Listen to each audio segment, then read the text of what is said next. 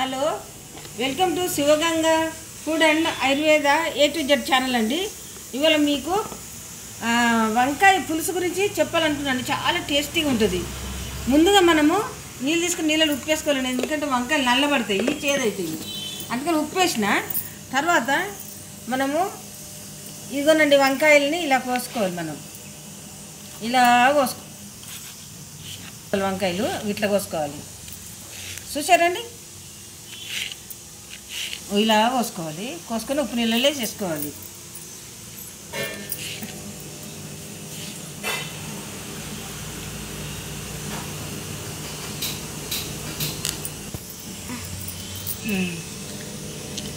వంకాయలు కోసేసినా కదండి, ఇప్పుడు ఉల్లిగడ్డ కోస్తున్నాను.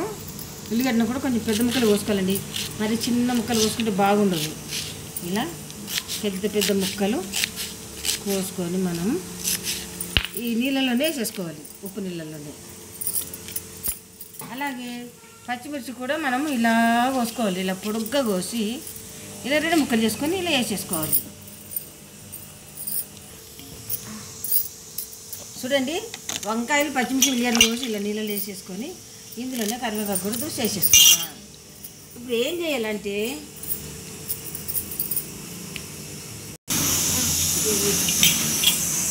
చూడండి, మనం తరిగి పెట్టుకున్నవి పచ్చిమిర్చి ఉల్లిగడ్డ కరివేపాకు వంకాయ ముక్కలు ఈ ఉప్పు నీళ్ళకి వెళ్ళి తీసేస్తున్నాము. మనం వేరే దాంట్లోకి వేసుకుంటున్నాము.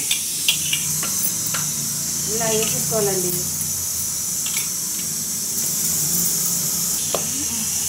ఈ ముక్కలు ఇట్లా వేసినాం కదండి, మనము ఈ ముక్కలలోకి ఉప్పు తగినంత ఉప్పు వేసుకున్నాం కదా, పసుపు, కారం వేసుకొని ఇలా వాటర్ పోసేసుకోవాలండి. ఎందుకంటే ఉడకాలి, ఈ వాటర్లోనే ఇవి ఉడకాల, మంచి టేస్ట్ వస్తుంది. ఇప్పుడు మనం తిండి పొయ్యి పెట్టుకుందాం. చూసారండి, ఇలా చేసుకొని ఇలా పొయ్యి పెట్టేసుకోవాలి. చూడండి, వంకాయ పులుసు కోసం మనము ఉడకబెట్టుకోవాలి. ఇలా ఉడకబెట్టుకున్నాం కదండి, ఇప్పుడు మనం దీంట్లో చింతపండు పులుసు వేయాలి. చింతపండు పులుసు, ఈ పులుసు ఒక నిమ్మకాయ ఎంత ఉంటుందో అంతా మనం నానబెట్టుకొని పులుసు చేసుకోవాలండి. పిసికి చేసుకొని మనం దీంట్లోకి ఈ పులుసుని పోయాలి. కొంచెం పలసగానే ఉండాలి, పులుసు కాబట్టి పలసగానే ఉండాలి. టేస్ట్ బాగుంటుంది. అన్నంలోకి నెయ్యి వేసుకొని తింటే మళ్ళీ ఆరోగ్యానికి మంచిది. అన్నం తొందరగా జీర్ణం అవుతుంది. ఏదైనా జబ్బు చేసిన వాళ్ళకు కూడా చాలా మంచిదండి ఇది.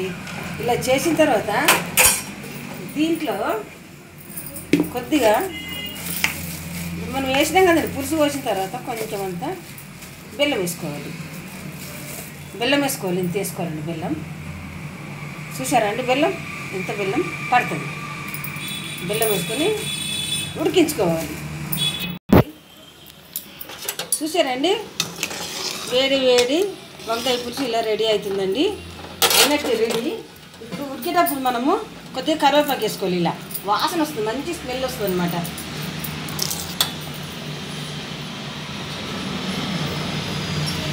అట్లనే కొంచెం కొత్తిమీర కూడా వేసుకుంటే చాలా బాగుంటుంది. ఇలా కట్ చేసుకొని వేసుకోవాలి.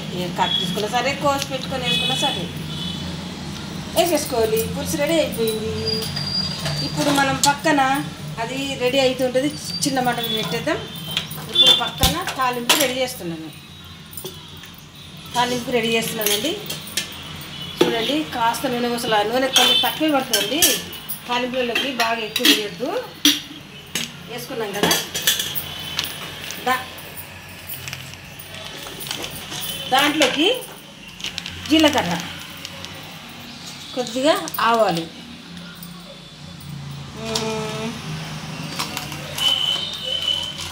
అంతేనండి. కొద్దిగా జీలకర్ర ఆవాలు వేసుకోవాలండి. ఇలా మనం వేసుకున్న తర్వాత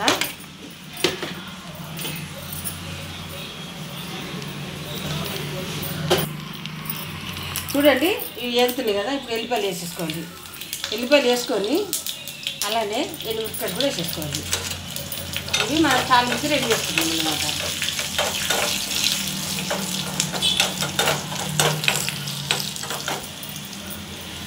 ఇది సిమ్ కట్టేస్తున్నా, పులుసు ఉడికిపోయింది, సిమ్ కట్టేస్తున్నా, పొయ్యి కట్టేస్తున్నా, సిమ్లో పెట్టేసింది, సిమ్ కట్టేస్తున్నా అంటున్నా, స్టవ్ కట్టేస్తున్నా అన్నక.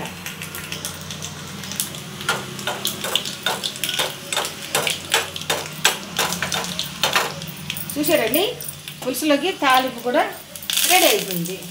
ఇప్పుడు మనం దీన్ని తాలింపులోకి వేసేద్దామండి.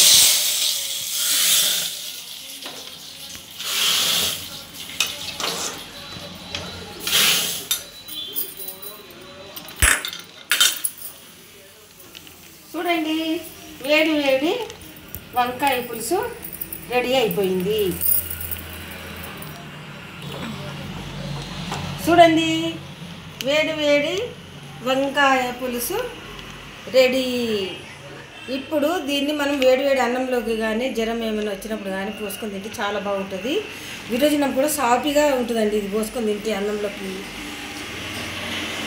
ప్లీజ్ సబ్స్క్రైబ్ చేయండి, కామెంట్ చేయండి, లైక్ చేయండి, షేర్ మాత్రం మర్చిపోకుండా చేయండి. సబ్స్క్రైబ్ షేర్ మాత్రం మర్చిపోకుండా చేయండి. ఉంటానండి, బాయ్.